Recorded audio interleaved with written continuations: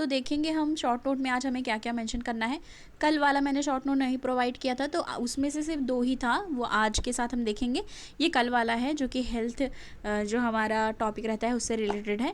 तो स्पेसिफिक राजस्थान के कॉन्टेक्स्ट में नहीं जानना है, पर इसमें न्यूज़ जो था वो राजस्थान से रिलेटेड ही था, जिसमें था Rajasthan right to health bill. ठीक है, तो इसमें क्या बात की गई है कि right to patient and health care provide place obligations on government to protect these legal right and mandate grievance redressal mechanism. मतलब किसी भी तरीके की क्वेरी हो, किसी भी तरीके का चीज़ें हैं, उसके निवारण के लिए ग्रीवेंस रिड्रेसल मैकेनिज्म वहाँ पे होना चाहिए। और right to patient and health care providers, उनके पास राइट होना चाहिए। अब यहाँ पे क्या इंपॉर्टेंट हमारा ये जो बिल आया हुआ है इसमें है bill frame medical services as public services. मतलब इसमें ये कहा गया है बिल में जो वहाँ पे आया हुआ है कि जो मेडिकल सर्विसेज हैं उसको एज अ पब्लिक सर्विसेज कहा गया है rather than vehicle for making money. ठीक है, तो ये भी एक जानना है। दूसरा यहाँ पे ये देखो, एक बार आपको याद होगा आर्टिकल 21 से रिलेटेड आया था, शायद मैरिज या किसी चीज़ से कि कोई भी अपने मर्जी से शादी करता है या वो किस आर्टिकल से रिलेटेड होगा। एक बार प्री में इस तरह का क्वेश्चन आया हुआ था। तो यहाँ पे राइट टू हेल्थ ये हमें जानना है कि ये किस आर्टिकल से रिलेटेड है। तो यहाँ पे है derive from right to life. तो राइट टू हेल्थ डेराइव होता है राइट टू लाइफ से एंड लिबर्टी से। ठीक है, right to life and liberty as guaranteed under article 21 of the constitution. ठीक है, कल वाला था ये, कल वाला ये भी है ESG रेगुलेशन। तो ये क्या है, इन्वायरमेंटल सोशल एंड गवर्नेंस की बात की गई है। देखो इसमें ये कहा गया है need to be included by investors in companies risk profile actually access the enterprises. मतलब इसमें ये कहा गया है कि कोई भी कंपनी है, कोई भी तरीके की इन्वेस्टमेंट की जा रही है, इन्वेस्टर है, तो वो क्या चीज़ें देख रहा है, ESG देख रहा है। अब ESG में क्या है, वो इन्वायरमेंटल कंडीशन देखेगा, सोशल और गवर्नेंस भी देखेगा कि जिससे सब तरीके का विकास हो पाए। पर अभी जो NSG है, ठीक है, ये अभी नासेंट स्टेज पे है इंडिया में। मतलब अभी बहुत ही जैसे शुरुआती स्टेज पे है। ठीक है, इनिशियल स्टेज पे है। India has robust corporate social responsibility CSR policy mandated corporation engage initiative that contribute welfare of the society. तो वेलफेयर ऑफ द सोसाइटी को भी ध्यान में रखना है। ठीक है, और जो भी इनिशिएटिव होगी उसमें वेलफेयर क्या है या ये सोसाइटी के लिए फ़ायदेमंद है कि नहीं है, उसको भी ध्यान में रख के करना है। ठीक है, अब ये आज वाला आ गया है, आज से रिलेटेड है, ये डेटा गवर्नेंस से रिलेटेड है। इसमें है India's G20 presidency has provided. ठीक है, इंडिया की G20 प्रेसिडेंसी क्या प्रोवाइड किया है, एक अपॉर्चुनिटी किसके लिए, for country to showcase is advancement in the digital arena. मतलब particularly regard to data infrastructure and data governance. तो ये कहा जा रहा है कि इंडिया जो है G20 की प्रेसिडेंसी कर रही है, ये हमें पता ही है। तो इसमें एक अपॉर्चुनिटी मिल रही है कंट्री को कि वो शो केस कर सकता है, ठीक है, डिजिटल एरेना को।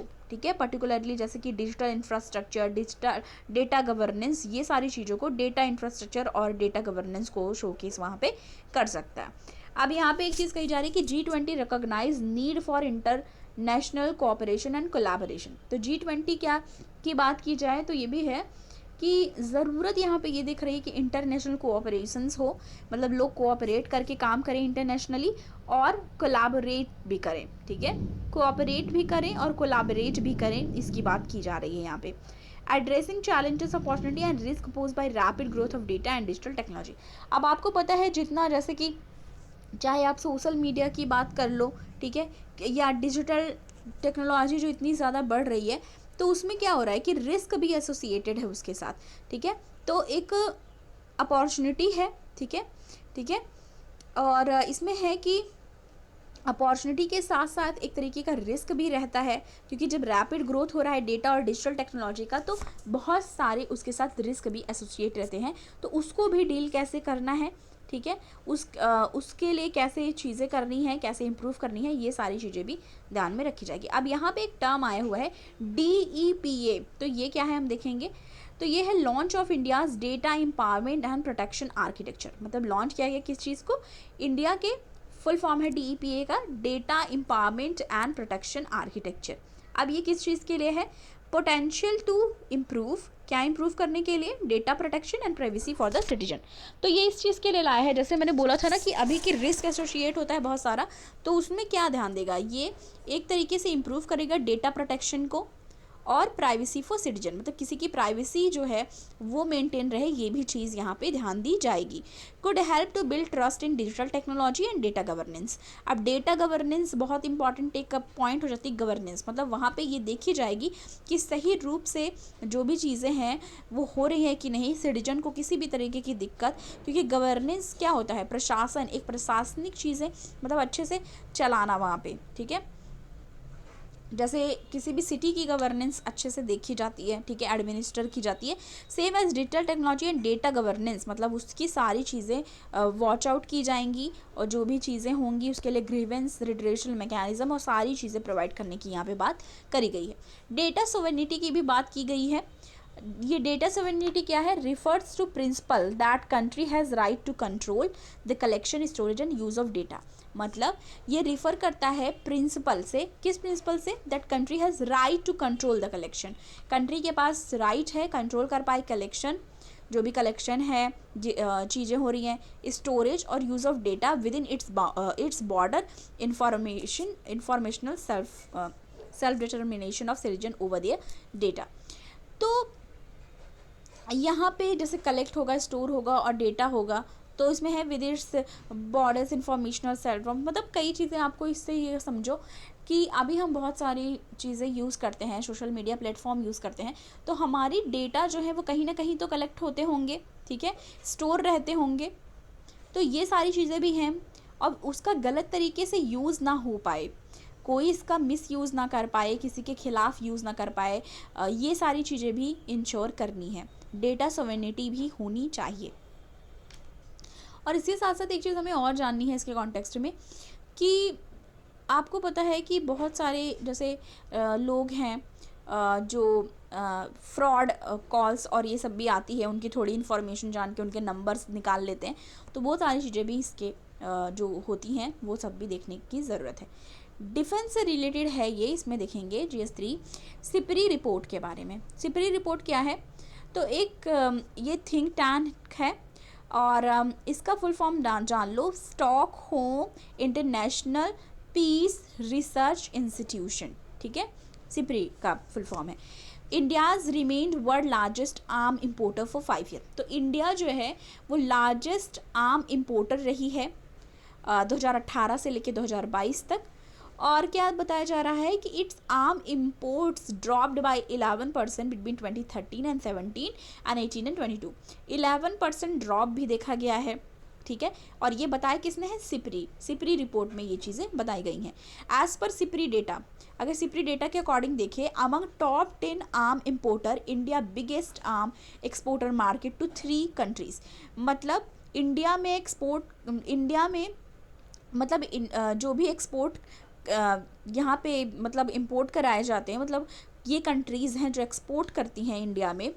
10 arms exporter, India's biggest arm exporter market to 3 countries. कौन कौन सी है? रशिया है, फ्रांस है, इजराइल है। तो यहाँ से जो भी आर्म्स के जो भी लिए जाते हैं या सारी चीज़ें यहाँ से की जाती है। रशिया है, फ्रांस है और इजराइल है। Second largest exporter market to South Korea, और सेकंड कौन सा है? South Korea. फर्स्ट पे है इंडिया बिगेस्ट आर्म्स पे, और सेकंड पे जो लेती है इनमें से वो है south Korea. India third largest market है, ठीक है, और साउथ अफ्रीका का, पर साउथ अफ्रीका जो है वो 21 नंबर पे आता है लिस्ट ऑफ आर्म एक्सपोर्टर पे। इंडिया की बात की जाए तो largest arm supplier to Myanmar after Russia and China according for 14% of its export. तो यहाँ पे ये डेटा दी गई हैं, आपको जो लाइन सही लगे वो आप यहाँ पे देखो। ये वाली तो आपको ज़रूर से याद करनी है। एक तो ये कि लार्जेस्ट आर्म इंपोर्ट कराया गया 5 सालों में और 11% रिडक्शन देखा गया, और ये सब बताया गया सिपरी रिपोर्ट के द्वारा, और इसका फुल फॉर्म है Stockholm international peace research institution. तो इतना याद रखना है, बाकी ये आप चाहो तो याद करो वरना कोई ज़रूरत नहीं है।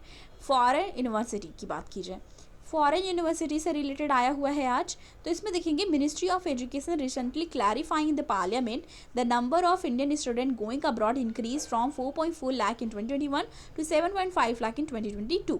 मतलब ये कहा गया है, जो मिनिस्ट्री ऑफ एजुकेशन है उन्होंने ये चीज़ें पार्लियामेंट में क्लैरिफाई की है कि जो इंडियन स्टूडेंट हैं जो कि अब्रॉड जाते हैं पढ़ाई करने के लिए वो बढ़ा हुआ है। ठीक है, अगर देखा जाए उसमें इंक्रीज़ देखा गया है। पहले 4.4 लाख जाते थे 2021 में, लेकिन 7.5 लाख देखे गए हैं, मतलब डेटा ये बढ़ गया है 7.5 लाख 2022 में। तो इंक्रीज़ हुई है यहाँ पे फॉरेन में जाके स्टडी करने के लोगों की, मतलब स्टूडेंट जो हैं फॉरेन कंट्री में ज़्यादा अब जा रहे हैं, देखा गया डेटा इंक्रीज़ देखी गई है उसमें। All India survey on higher education estimate that 4.13 crore student enrolled in higher education. अब ऑल इंडिया सर्वे ने ये बताया है कि हायर एजुकेशन एस्टिमेट के लिए 4.13 करोड़ स्टूडेंट्स जो हैं इन्होंने इनरोल किया है हायर एजुकेशन के लिए। ठीक है, if the policy target is achieve a 50% enrolment ratio by 2035 from current 27.3%, the student will almost double in 15 year. मतलब ये कहा जा रहा है कि डबल ये देखा जाएगा 15 ईयर्स में, और डबल ये हो सकता है। कंट्रीज़ जैसे कि यूएई है, ठीक है, तो यूएई के लिए क्या बोला गया है यहाँ पे, where Indian student are largest among international student. मतलब इंडियन स्टूडेंट ज़्यादा हैं, ठीक है, जो भी इंटरनेशनल स्टूडेंट वहाँ रहते हैं वहाँ से वहाँ के देखा जाए तो इंडियन ज़्यादा हैं स्टूडेंट वहाँ पे। ठीक है, जितने भी इंटरनेशनल स्टूडेंट वहाँ पे रहते हैं। After 10 years visa for exceptional sorry, हाँ, तो इसमें बताया जा रहा है after 10 year visa for exceptional student and 5 year visa for other to seek work. तो मतलब आपको पता है यूएई ने क्या किया है, 10 ईयर वीज़ा दे दिया है स्टूडेंट के लिए और 5 ईयर दिया है जो भी काम करते हैं उनके लिए। तो इस जो इसकी वजह से और भी इंक्रीज़ देखी गई है इंडियंस की वहाँ पे जाने के लिए। सऊदी और ईरान के कॉन्टेस्ट में एक न्यूज़ आई है, इसमें है Iran agree to prevent further attack against Saudi Arabia. तो ईरान ने क्या किया है, अग्री किया है इस बात को लेके कि वो प्रिवेंट करेगा जो भी अटैक्स हो रहे हैं सऊदी अरेबिया के अगेंस्ट, स्पेशली जो भी हौथी कंट्रोल जो पार्ट है यमन का, वहाँ से। 2020 की बात की जाए, in 2020 UAE became first Arab country to normalise relation with the Israel in a quarter country. मतलब ये कहा जा रहा है कि यूएई जो है वो बन चुका है फर्स्ट अरब कंट्री जिसने नॉर्मलाइज किया अपने रिलेशन को इजराइल के साथ। ठीक है, तो ये चीज़ें थी जो हमको पढ़नी थी, कल वाली और आज वाली भी हमने देख लिया। ठीक है, थैंक यू सो मच, मिलती हूँ नेक्स्ट वीडियो के साथ।